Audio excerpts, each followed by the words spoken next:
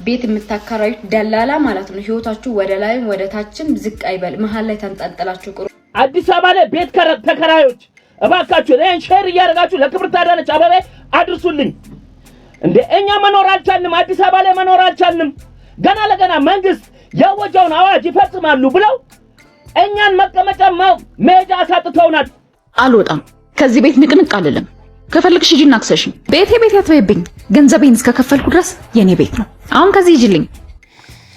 ሰላም ጤና ይስጥልኝ። በመላው ዓለም የምትገኙ ውዴት ቤተሰቦች እንደምናችሁ እንደምንከረማችሁ፣ ትኩስ ነገር ከዚህም ከዛም ለእናንተ እንግዲህ ይመቻል ብዬ ማስባት ነገር ይዤላችሁ መጥቻለሁ ማለት ነው። ሰሞኑን ትንሽ ጠፍቻለሁ። ያው ኳሱም ሊሆን ይችላል ምናልባት አይ ዶንት ኖ፣ ግን በጣም ትንሽ አንዳንድ ነገሮች በስተውብኛል ማለት ነው። እስቲ አሁን መጣ ለማለት ሞክራለሁ። እናንተም እንግዲህ ተከታተሉኝ ማለት ነው። በዛሬው ዕለት እንግዲህ ስለ የቤት ኪራይ ነው እንግዲህ ማነሳላችሁ ማለት ነው።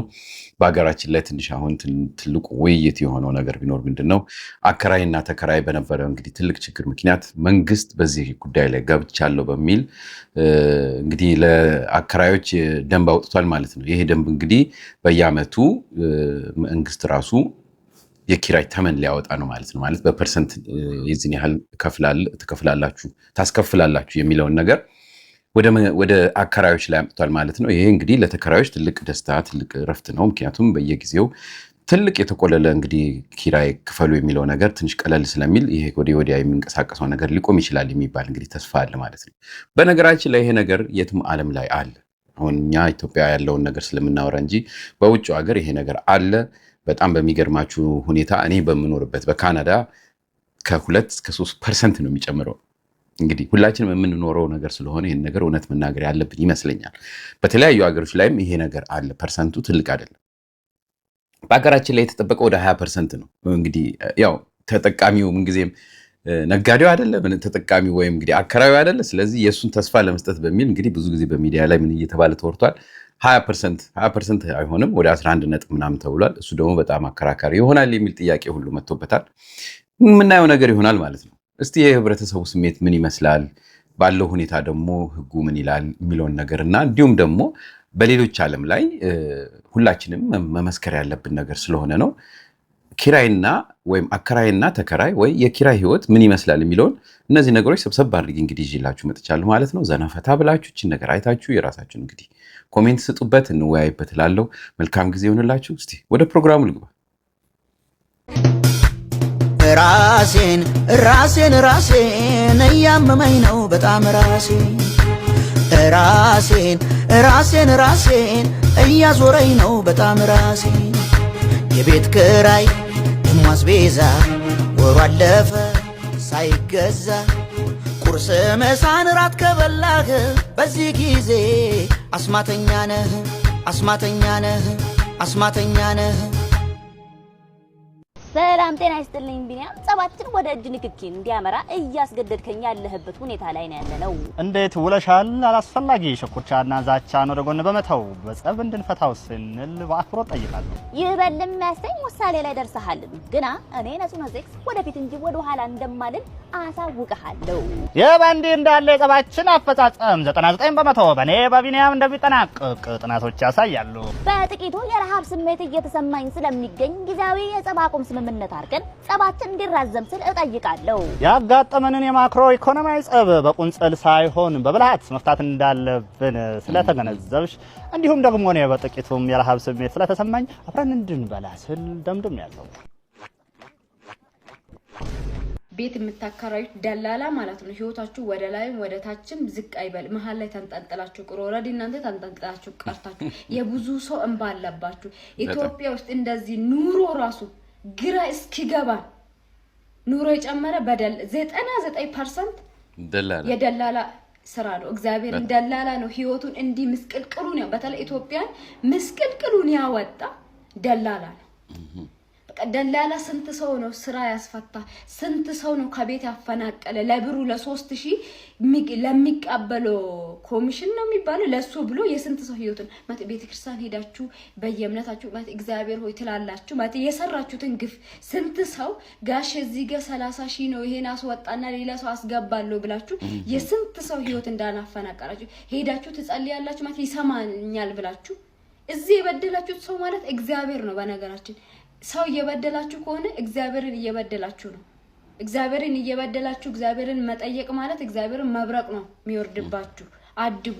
ወይኔ ደላላ እግዚአብሔር ምስክሬ ነው። ቤቱ እንኳን እንዲወደድ ከተደረገ ውስጥ የደላላ ስራ ነው በቃ።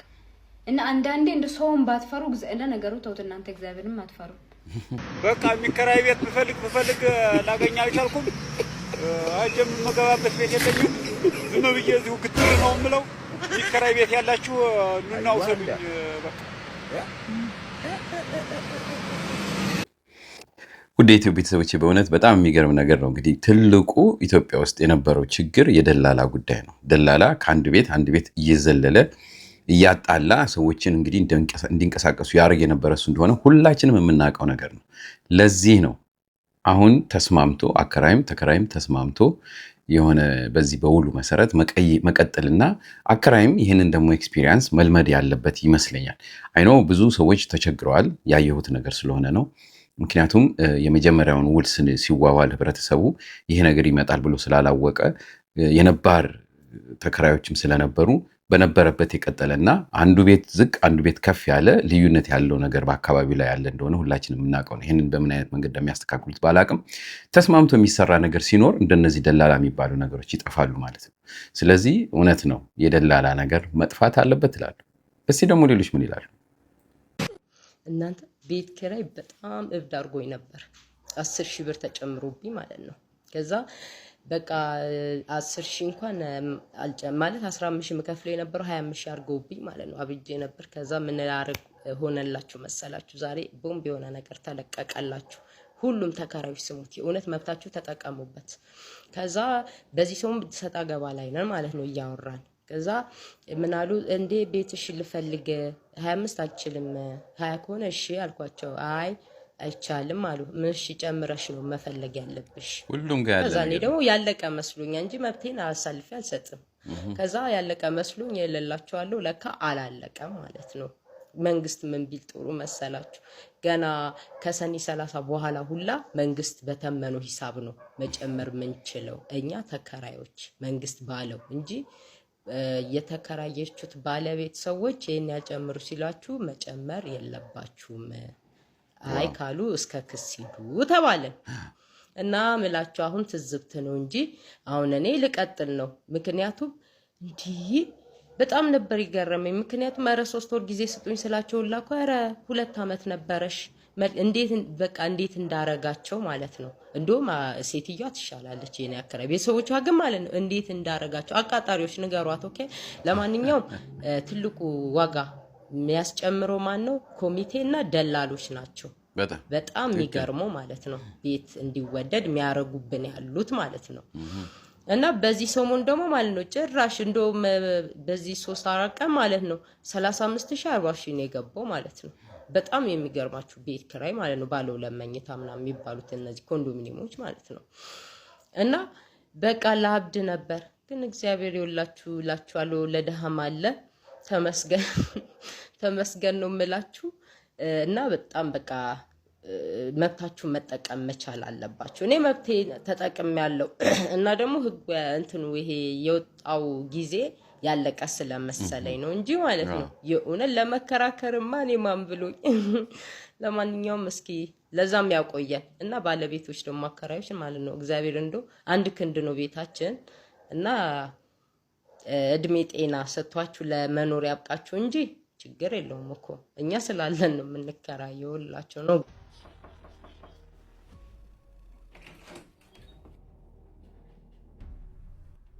አቤት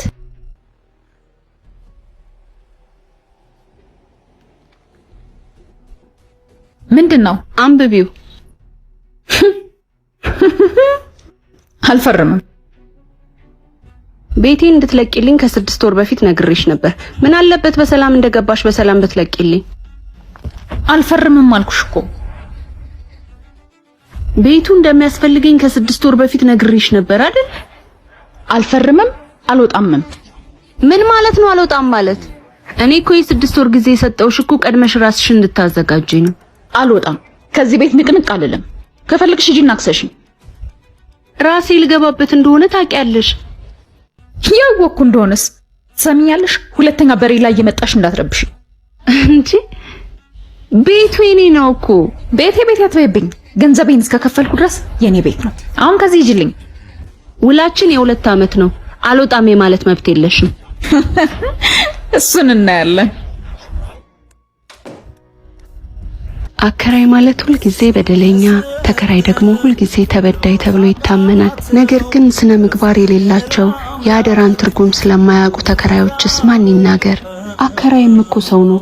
ጉልበቱን ያፈሰሰበት ብዙ የለፋበት መስዋዕትነት ነው ዛሬ የቤት ባለቤት ያደረገው። እሱም እንደማንኛውም ሰው የራሱ ኑሮ የራሱ ችግር አለው።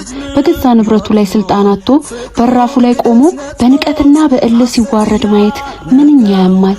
ስለዚህ በጭፍን አመለካከትና በደፈናው መፍረዳችንን ትተን እውነታውን ፊት ለፊት እንይ። አከራይ ጨካኝ ነው ተብሎ ጣት ከመቀሰሩ በፊት ተከራይስ ምን ያህል ታማኝና ውል አክባሪ ነው ተብሎ ሊጠየቅ ይገባል። እናንተስ በዚህ አሳሳቢ ጉዳይ ላይ ምን ትላላችሁ? ህጉስ እንዲህ አይነት ውል አፍራሾችን ምን ይላል? ሐሳባችሁን ኮሜንት ላይ አስቀምጡልኝ። አዲስ አበባ አከራዮች ግን በሰላም ነው? ሰሞኑን እንግዲህ መንግስት አንዳንድ የቤት ተከራይና አከራይን መመሪያ እያወጣው ነው የሚል መረጃ ሰጥቶ ነበረ። እንግዲህ የቤቶች ኤጀንሲ ማለት ነው። ከዛ በኋላ እንዳጋጣሚ ሰዎችን የማናገር እድሉ አጋጥሞኝ ነበር። በቢሮ አካባቢ በምንሰራበት አካባቢ ሁላችሁም የአዲስ አበባ አከራይ ማለት ይቻላል 5000፣ 4000፣ 3000፣ 2000 ብር ጭማሪ እያደረጋችሁ ነው። አይኖ ኑሮ እኮ ከብዷል እናውቃለን። ግን እኛ እስከየት እናመጣለን?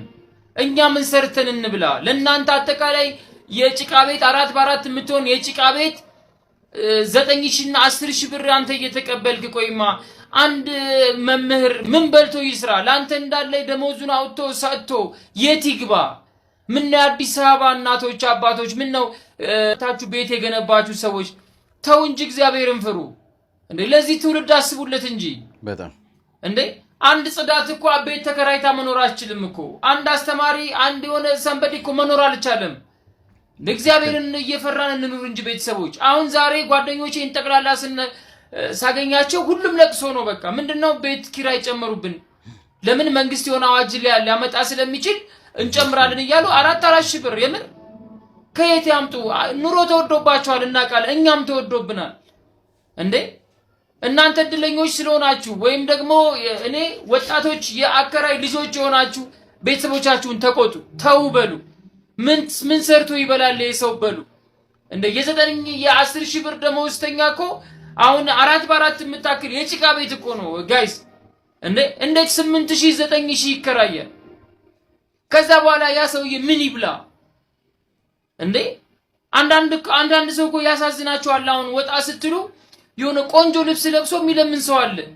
ለምን እንዴ? የቤት ኪራይ በቃ እንደሰማችሁት ነው። ደግሞ ይሄ ትልቁ ምሬት ነው አሁን እንግዲህ ያለው ማለት ነው። ይሄ ህግ እየወጣ ስለሆነ ሰዎች በጉልበት በራሳቸው በጣም ብዙ ሰዎችን እንግዲህ የቤት ኪራይ ጨምሩ እያሉ እንግዲህ እያማረሩ እንደሆነ በጣም ይሰማል ማለት ነው። ይሄ መደበቅ ያለብን ነገር ስላልሆነ ነው እንግዲህ ማሳየው።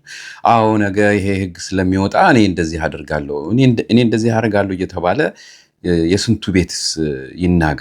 አሁን አዲስ አበባ ላይ ያለው ትልቁ ችግር ይሄ ነው። 5000 10000 ብር ያህል ነው እየተጨመረ ያለው፣ እየታወቀ ነው በደንብ በስነ ስርዓቱ። ነገር ግን ውሉስ ያንን ነገር ይፈቅዳል ወይ ነው። በጣም የሚገርማችሁ ነገር 2 ዓመቱ ውል ሲያልቅ የሚቀጥለውን ዓመት ውል የሚዋዋለው በአዲስ ገንዘብ ነው የሚል የለም።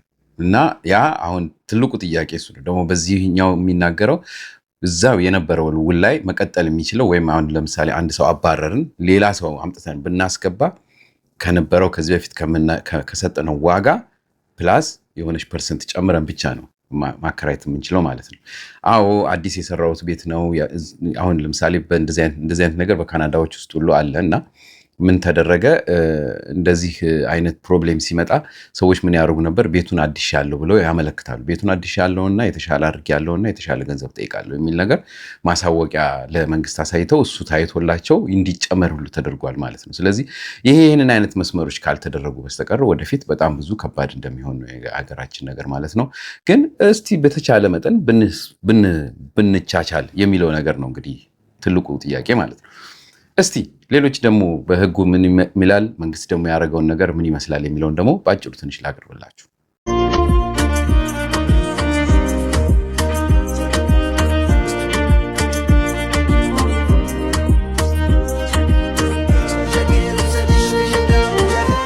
እስካሁን ተከራይን ሲያማርር የነበረው በየምክንያቱ የቤት ክራይ የመጨመር ድራማ ያበቃለታል ተብሏል።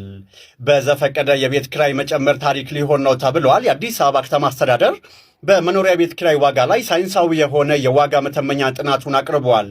ይህ ጥናት ምን ይዘዋል ካላቸው፣ አንደኛ አከራዮች እንዳሻቸው ዋጋ መቆለል አይችሉም፣ ሁለተኛ የደላሎች ጣልቃ ገብነት ይቆማል፣ ሶስተኛ ደግሞ ተከራዮች ከገቢያቸው ጋር የሚመጣጠን ኪራይ እንዲከፍሉ ይደረጋል ተብሏል።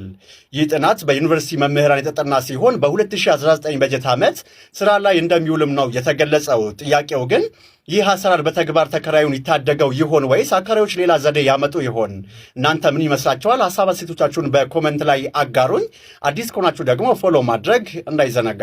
አከራዮች በዘፈቀደ ቤት ዋጋ ጨምሩ አትጨምሩ የሚለው ነገር መቅረት ስላለበት ትክክል ስላይደለ ነዋሪው በተረጋጋ ህይወት ኑሮን መኖር ስላለበት መንግስት ደግሞ አንዳንድ አሰራሮች ላይ ጣልቃ ገብቶ ማረም ማስተካከል ማረጋጋት ያለበት ላይ ማረጋጋት ስላለበት የዛሬ 2 ዓመት ውል ስናዋውላችሁ ይሄንንም ማውቃችሁ ስለሆነ ውላችሁን የፈረማችሁት ተከራይም አከራይም ይሄን ማስጠበቅ ስለሚጠበቅብን ነው። ህጉ ለተከራይም ለአከራይም እኩል ባላንስ የሚያደርግ ነው። ተከራይም ላልተፈለገ ወጪ እንዳይዳረግና መክፈል ባለበት ልክ ወይም አፎርድ በሚያደርገው ልክ አቅሙን አውቆ ተከራይቶ እንዲኖር የሚያስችልና ወጣ ግባ እንዳይባል ክልከላዎች ያስቀመጠ፣ አከራይም ደግሞ ቤቱን በአግባቡ የሚይዝለት የአከራይ ተከራይ የኪራይ ተመን 11.5% ጭማሪ ሊደረግ ስለመሆኑ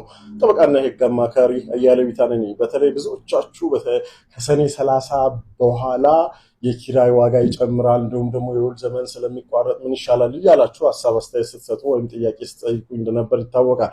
የአዲስ አበባ ቤቶች አስተዳደር እንግዲህ አደረኩኝ ባለው ጥናት መሰረት በአዋጁ በየ2 ዓመቱ የኪራይ ዋጋ ክለሳ የማድረግ ሙሉ ስልጣን ለዚህ ለቤቶች አስተዳደር እንደተሰጠ ታውቃላችሁ ማለት ነው። በዚህ አስጠናውኝ ባለው መሰረት ደግሞ ማክሲማም አሁን ባለው ሌቭል ከ11.5% በላይ ጭማሪ ሊደረግ አይችልም። ግን 11.5% ጭማሪ በሚገኘው በኪራይ ዋጋ ላይ ሊጨመር የሚችልበትን ፕሮባቢሊቲ የሚያሳይ ጥናት ሪፖርት ወጥቷል ማለት ነው።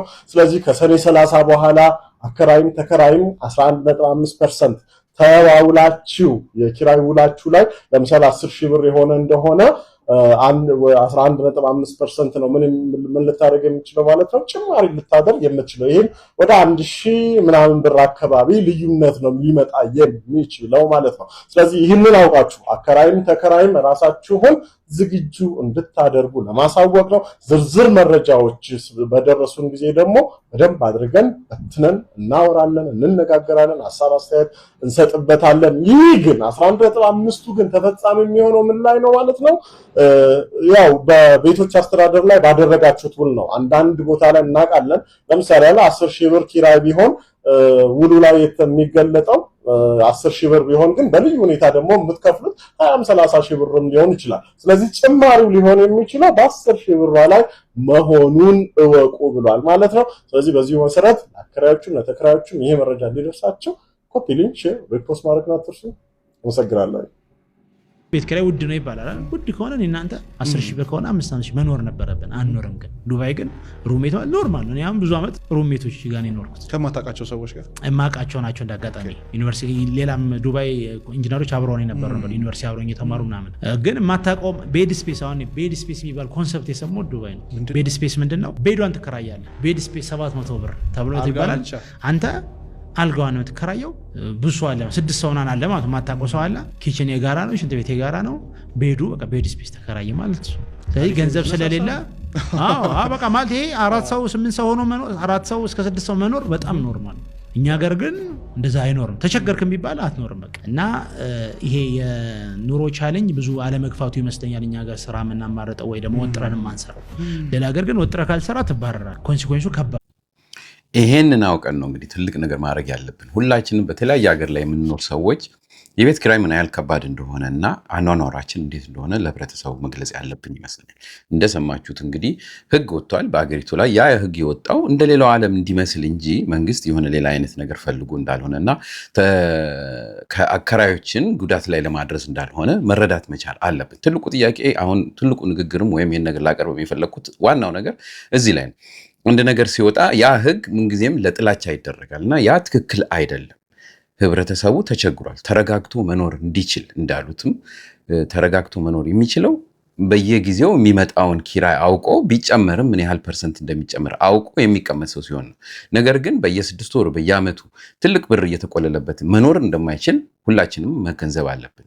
ያ ደግሞ ሰው እኮ ቢጠፋ የምናከራየውም ሰው ይጠፋል። ይህንን ደግሞ አከራዮች በደንብ እርግጠኝነት ማወቅ ያለብን ይመስለናል ማለት ነው። ብዙዎቻችን ኑሯችን ሌላ ቦታ ሊሆን ይችላል። እንደገና ደግሞ የራሳችን የሆነ የተደላደለ እንግዲህ ማንከፍልበት ኖሯል። ስለዚህ የምናስከፍለው ትርፍ ቤት ይዘን እስከሆነ ድረስ ያኛው ትርፍ ቤት ማምጣት ያለበትን ጥቅም በአግባቡ ማድረግ ስላለብን ነው እንግዲህ ይሄ ህግ የወጣው። ይህ በየትኛውም ዓለም ላይ ያለ መሆኑን መረዳትና ሁላችንም መገንዘብና መናገር አለብን ብዬ አምናለሁ። በውጭ ሀገር ኢትዮጵያ ውስጥ እንዳለ ሁሉ ነገር አለ። አከራይና ተከራይ ጠቡ አለ። ምንም ይሄ የሚደበቅ ነገር የለም። አትደብቁ። አሁን ብዙ ሰዎች በዚህ ጉዳይ ላይ በጣም ብዙ አይነት ነገር ልትሉ ትችላላችሁ። ነገር ግን አከራይ የትም ቦታ ላይ የሚበድልበት ደረጃ አለው። ተከራይ በየትኛውም አካባቢ ላይ ጥፋት የሚያጠፋበት ቦታ አለው። ዓለም አልወጣም ምናምን የተለመደ ነገር ነው። እንዲሁም በጣም በሚገርማችሁ በውጭ ዓለም ላይ ለተከራይ ነው ብዙ ሞር እድል ያለው ይባላል። ነገር ግን አከራይም ቢሆን የሚጠበቅበት ግዴታዎች አሉ። አንዳንድ ግዴታዎች ማለት ነው። ኢትዮጵያውያኖች የሚቸገሩት በውጭ ሀገር ሲኖሩ ይህን ነገር በደንብ ነው የምነግራችሁ። አዳዲስ ሰዎች ሲመጡ ብዙ ጊዜ የሚከራዩት ቤዝመንት ወይም የሆኑ ትንንሽ ክፍሎች ምናምን ሲሆን አከራዮች በዛ ላይ ትንሽ የሆነ ጫና ሊያበዙ ይችላሉ። ይህ ጫና ግን ትክክል አይደለም። ምክንያቱም ትናንት የት ነበርን የሚለውን ነገር ማሰብ ያስፈልጋል። ሁላችንም ስንመጣ የተደላደለ ቦታ ላይ አላረፍንም። ያረፍነው እንደዚሁ ከአንድ ቤት እየቀየርን እየተከራየን እስከሆነ ድረስ የሚመጣውን ህብረተሰብ ደግሞ በጥሩ ሁኔታ ወይም ነገ ራሱን ያስተካክላል ያርማል ብሎ እድል መስጠት የሁላችንም ግዴታ ነው ብዬ አምናለሁ። ብዙ ማውራት እንችላለን። ኮሜንት እናንተም አድርጉ። የተለያዩ አይነት በደሎችን እንሰማለን ማለት ነው። እኔ አሁን ባለውበት አካባቢ ያለውን ነገር ነው የምናገረው እና ይህ በደል ብዙ ጊዜ አሁን ያው ህብረተሰብ መምጣት ሲጨምር፣ ስደተኛው ሲጨምር አከራይ ይጨምራል። በጨመረ ሰዓት ብዙ አይነት ጥፋቶች ይመጣሉ ማለት ነው። በጣም በጥሩ ሁኔታ አስተካክለው ስደታቸውን ኑሯቸውን አውቀው እየሰሩ ያሉ ትክክለኛ አከራዮች እያሉ እንደገና ደግሞ አንዳንዶች ደግሞ ህብረተሰቡን በሙሉ በአንድ ሩም ውስጥ ያጉሩና አንተ ለምን ትገባለህ፣ አንተ ጦጣለህ፣ አንተ መልክ አልጣመኝም፣ አንተ ምናምን እያሉ የሚበጠብጡ ብዙ እንዳሉ ይታወቃል። እና ይህ መሆን የለበትም። ሁላችንም መረዳት ያለብን ሰዎች ናቸው። እነዚህ ሰዎች እስኪስተካከሉ ራሳቸውን ቦታ እስኪይዙ ነገ ተመልሰው እኮ የእኛም የበላይ ሊሆኑ ይችላሉ። ስለዚህ እንደነዚህ አይነት ነገሮችን ማድረግ የለብንም። እንደነዚህ አይነት ኮሜንቶች ጻፉ፣ ህብረተሰቡ እንዲረዳ አድርጉ ማለት ነው። ተከራዮችም ደግሞ ወይም ከኢትዮጵያ በብዛት ከኢትዮጵያ ወይም ከኢትዮጵያ ከአዲስ አበባ ማለት ይችላሉ። ከኢትዮጵያ የሚመጣ ህብረተሰብ አንደኛ ወንድ ሲባል ማለት ነው መጥረግ ማጽዳት ምናምን፣ ሴቱም ያው ነው፣ ግን ወንዱ ይብስበታል። መጥረግ ማጽዳት ምናምን ስለሚጠላ ወይም ስላለመደ ሲመጣ አኗኗሩ ይከብደዋል። ለተወሰነ ጊዜ ለዚህ ሰው እድል መስጠት ያስፈልጋል። ያም ሰው ደግሞ በተቻለ መጠን ጽዳቱን በስነስርዓቱ ማከናወን የራሱ ግዴታ ነው። ወጥቶ የሚሰራው መጥቶ ሊያርፍባት ነው። ያቺ ክፍል ማንም አጽድቶለት አይጠብቃትም። ወጥቶ የሚሰራው ለገንዘብ እስከሆነ ድረስ ቤቱን ደግሞ አግባብ ባለው ሁኔታ መጠበቅ ግዴታው ነው። ለራሱም ለጤንነት ደግሞ ለተከራየውን ባለቤት ንጽህና እንዲጠበቅ ማለት ነው። አንድ ላይ በግሩፕ ሲኖር ራሱ ብዙ አይነት ችግሮች አሉ። እነዚህን አይነት ነገሮች ደግሞ ማረም የህብረተሰቡ ግዴታ ነው። በዚህ አጋጣሚ እንደዚህ የምናገረው ለምንድን ነው? ይህ ልምድ በሁሉም አካባቢ ላይ ያለ ነው። ዱባይ ተብሎ ልጁ ተናገረ እንጂ ካናዳም አለ ሌላም ዓለም ላይ አለ ብዬ በደንብ ማምነው እና የምንሰማው ጉዳይ ስለሆነ ሁሉም ሰው ይህንን ይወቀው ለማለት ነው። ውድ የኢትዮጵያ ቤተሰቦች አላብዛባችሁ። እስቲ ትንሽ አንዳንድ እንግዲህ በዚህ አይነት ነገር የምንኖረው ለምን እንደሆነ የሚገልጽልን ደግሞ አንዳንድ ነገሮችን ላሰማችሁና አጠናቅቃለሁ። ወደሚቀጥል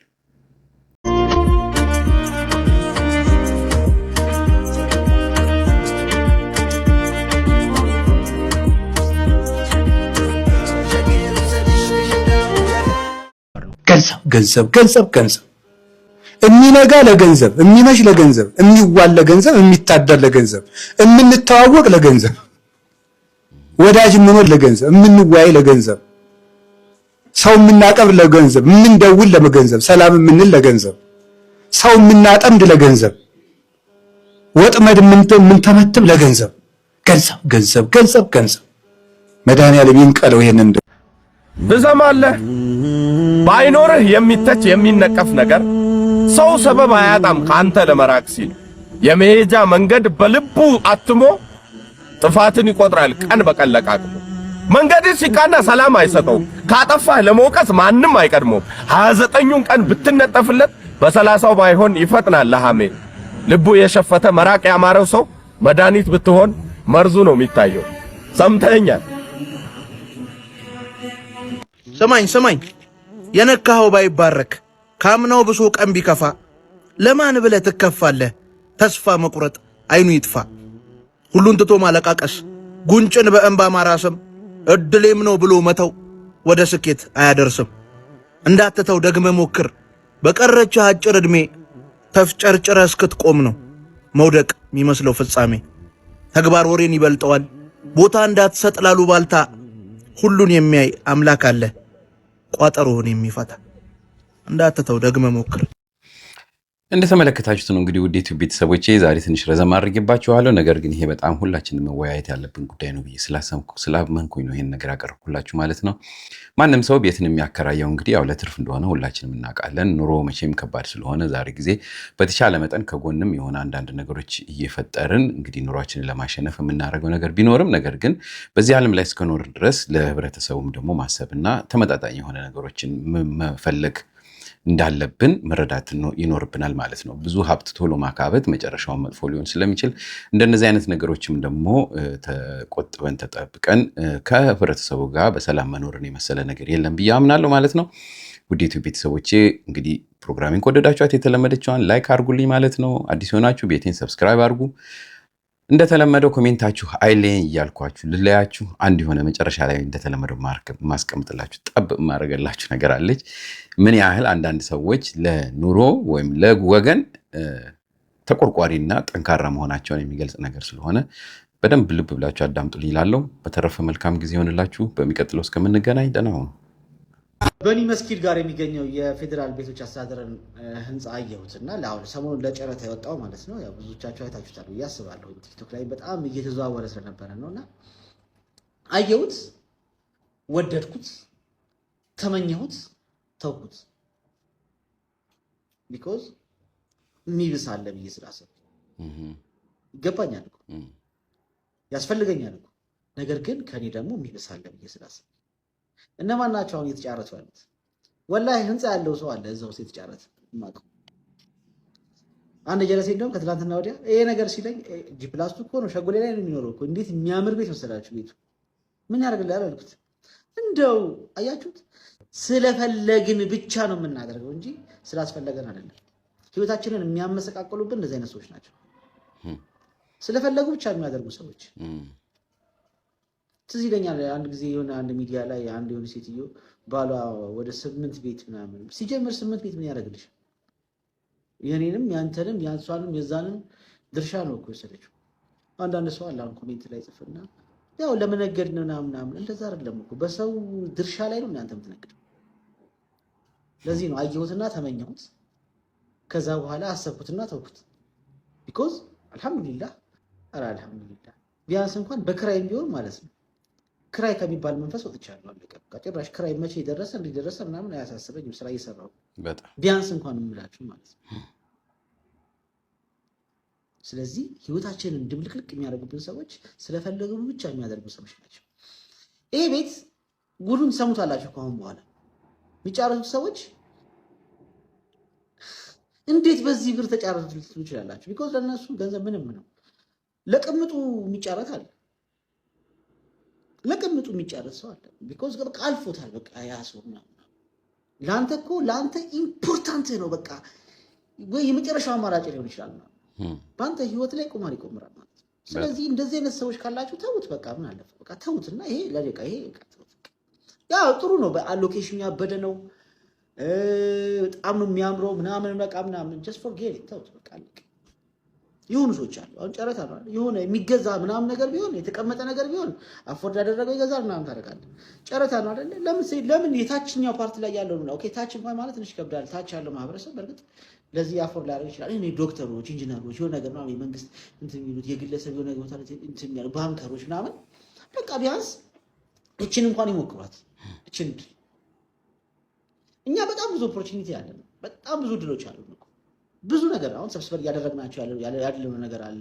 ድጋሚ ሌላ ሌክቸር ነገር እንኳን ቢያስፈልገን ሰብሰብ ብለን የምናደርገው ነገር አለ። እንደገና በሌላ ሰው እድል ላይ መቆመር ተገቢ ነው እያላስብም ማለት ኤክሰስ ያላችሁ ሰዎች ኤክስትራ ያላችሁ ሰዎች ለእናንተ ይሄ ኢምፖርታንት ካልሆነ ተውት። ተግባብተን ምክንያቱም ይላችሁ ህሊና ከራስ ምን ያህል ይርቃል? እኔ ህሊና በጣም ቅርብ ነው ብዬ ነው የማስበው ከራስ። ነገር ግን ከአንዳንዶቻቸው እንደው አንዳንዱ በሀገር ጉዳይ ሂዶ የማያገኘው ህሊናው ስለፈለክ ብቻ እንዴት ታደርጋለህ? ስለፈለገ ብቻ የሚያደርግ ሰው ነው እየረበሽ ነው ያለው። ሲያስፈልግ ብቻ ነው ማድረግ መቻል ያለብህ። ምክንያቱም ስለፈለግ ስታደርግ ሰዎችን ትረብሻለህ፣ እጅግ በጣም የብዙ ሰው ህይወት ትበጠብጣለህ። ይሄን ለማለት ነው። እናንተም ኮሜንት አስተያየታችሁን አስቀምጡልኝ። እወዳችኋለሁ። ውይ ኧረ ተቃጠልን። ይሁን ነው ሀገራችን ሰላም ስትሆን ለሰላም የትኛውንም ዋጋ እንክፈል። አላህ ሀገራችንን ሰላም ያደርግልን። እጃችን ላይ ያለውን ሰላም እንጠብቅ። ኢትዮጵያ ለዘላለም ትኖር። ቴንኪው ቢኒ ባባ። ፍቅር፣ ሰላም፣ አንድነት ምርጫዬ ነው። ፍቅር፣ ሰላም፣ አንድነት ምርጫዬ ነው። እጅችንን እናንሳና ልባችን አንድ ይሁን። ፍቅር፣ ሰላም፣ አንድነት ምርጫዬ ነው። ፍቅር፣ ሰላም፣ አንድነት ምርጫዬ ነው። አንቺን እኔን የሚያስማማ ዘረኝነት ሲጠፋ ነው።